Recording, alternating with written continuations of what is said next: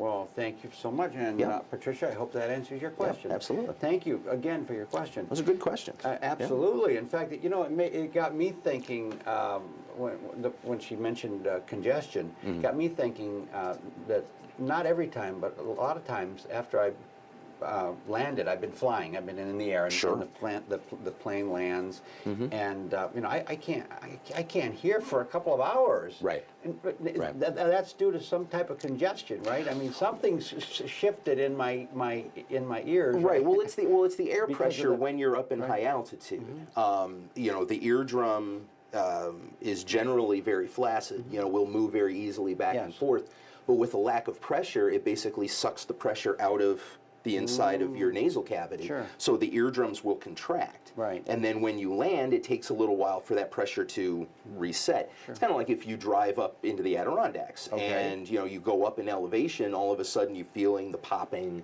sensation, and that's just the pressure regulating inside your nasal cavity. Now the problem that will happen is sometimes if the pressure in the cabin is not good, that can actually do damage to the eardrum and the bones connected behind the middle ear and can cause some discontinuity. And we've had patients who have had eardrum perforations, you know, and things like that because the pressure wasn't regulated correctly in the cabin. Which, of course, somebody flying would have no control over. Right. You know, and maybe would have no idea if that's what it's from or not, I guess. Yeah. That's why the chewing the gum or nibbling on something when you're going up and going down. That really does help then. Well, it does because, again, it's helping to regulate the pressure inside your head, and you're constantly open and closing the jaw, the eustachian tubes open and close frequently, so the pressure is more regulated than if you're just kind of sitting there at the mercy of everything. No, that's good advice. So even if you don't, I mean, the gum is great if you've got it or whatever, but if you, even if you don't have gum, just kind of exercise your jaw. Is that what you're saying? Yeah, absolutely. Yeah, it keeps it keeps the eustachian tubes open, keeps the eardrum and the bones in the middle ear moving, and kind of helps to keep everything regulated. Right. Okay. Well, I know I try to do that, and sometimes it's worse than others, which now I know why. Perhaps maybe they're not regulating it as well as the previous flight or whatever. It could be, but I usually don't give it a second thought because usually within 2 or 3 hours, you know, it's back to normal. It's back. That's right. There have been times when I've gotten off and my hearing, I would say at least 50% loss of hearing. Yeah. So interesting. It can be, again, you know, depending, you know, if you're flying at a lower altitude or a higher altitude, it can be affected as well. Sure. Wow. We're getting another question. This one is from Teresa. Teresa, thank you for logging on and for your question. Teresa says, my mom was misdiagnosed and placed in an assisted living facility because she was evaluated and could not hear the questions and therefore answered inappropriately. Yeah.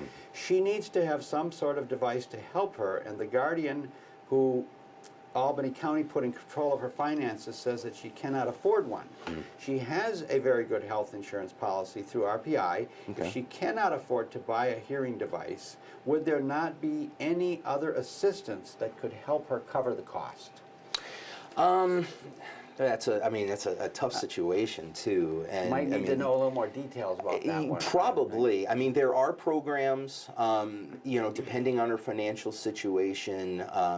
You know, if Medicaid is an issue, there are hospitals specifically, you know, if she's mentioning RPI, she's mentioning Troy. Yes. The hospitals in Troy would have audiology centers where they may be able to work something with Medicaid if she is on Medicaid at this point. Right. Through our program, or through our practice, we have a program with the Starkey Hearing Foundation, which is called a Hear Now program. And it is a charitable arm of the Hearing Foundation that provides hearing aids for people in lower income brackets. Oh, that's good to know. So that is out there. I mean, you do have to answer all the financial questions, and there are some pretty stringent limits on who qualifies for it. But our practice has had a number of people who have been a part of that. You know, again, that really would be something to sit down in the office, you know, see what the needs of the patient are, and then kind of look over the financial issues and see why those things are happening. Sure. I mean, like you said, that seems like a very involved issue. It but does, I right. think it's something that I think could be straightened out. I was just going to say, it sounds like there may be some options for her. Absolutely. So, yeah. definitely, Teresa, I hope that helps. Yeah. And, definitely check that out, and, because there may be some other options there for your mother. Let me ask you this. What are some of the symptoms of hearing loss?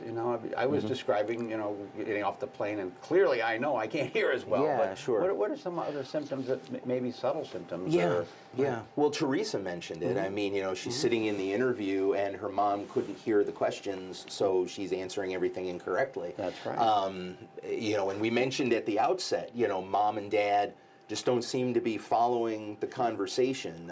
You'll ask them a question, and they'll answer something completally different than what you're asking. And that there's the embarrassment factor too, right? Right. I mean, if you ask somebody maybe once, say, "Oh gosh, I didn't catch that. Could you repeat that?" And then you still don't get it. You might be too embarrassed to ask a second time. Oh yeah. So you just throw out some kind of an answer, or oh yeah, sure, or yes, or whatever it might be. Right. I mean, it's a lot of, again, it's that miscommunication. I mean, in church, not hearing what the pastor or the priest is saying. TV. One of the major issues that we have is when people come in and they say, "Oh, my dad or my mom has the television on. I can hear it 5 houses away." Right. Things like that. Sure. And even then, the patient has it that loud, but they still are having a hard time understanding what's being said. Yes. Because a lot of times hearing loss is not just necessarily making things louder, it's understanding, which leads to the idea that hearing loss is really a lack of brain function more than just a lack of hearing. So it's a lot of the miscommunication, the misunderstanding of things. People, you'll be talking to people, what did you say, all the time. Yes.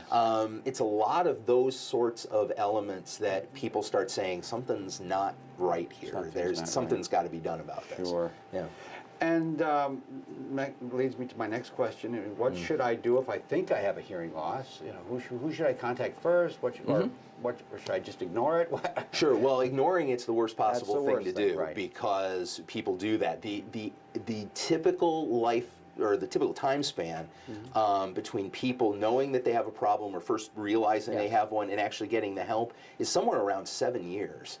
And 7 years. Industry studies find that out. And what happens through that 7 years is hearing loss gets worse and worse and worse and worse as you're going along. Sure.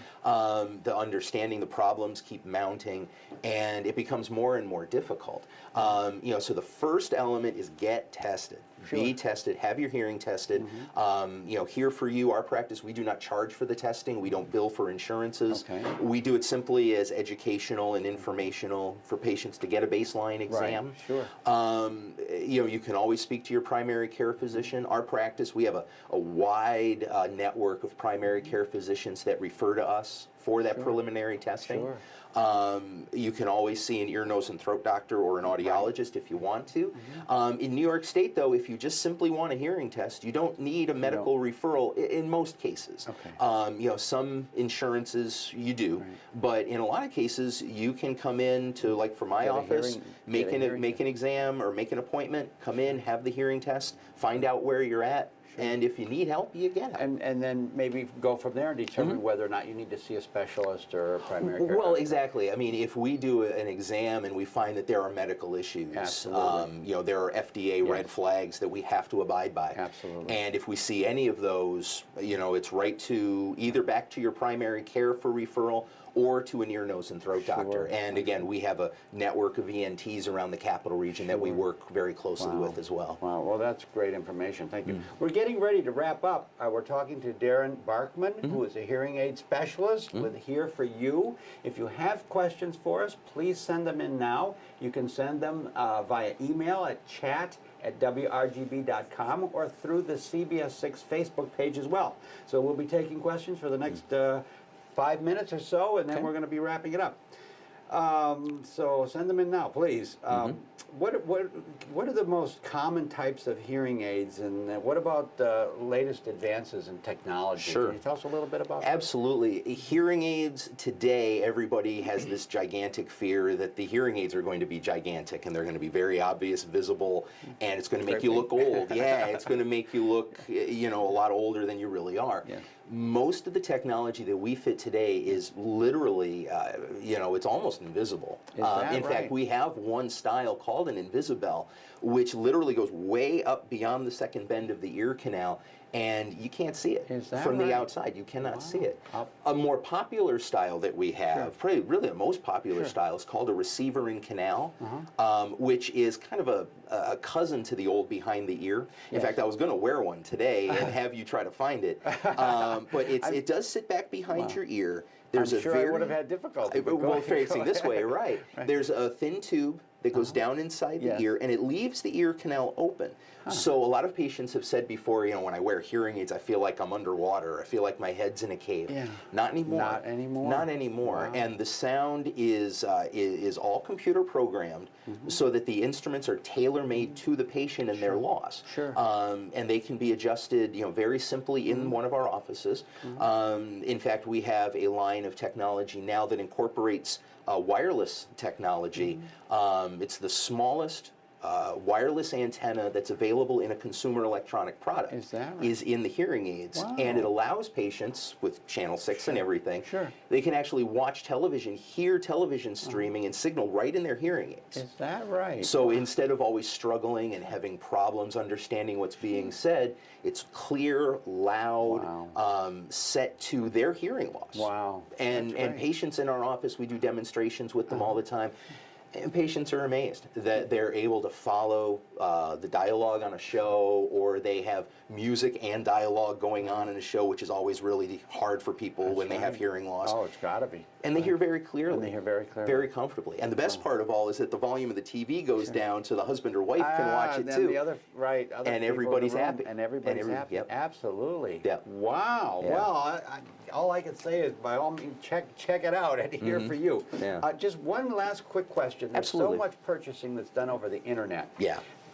Any advice on buying a hearing aid through the internet? Is that something that you would advise people to do or not to do? Well, I would advise patients to be very, very cautious when investigating over the internet.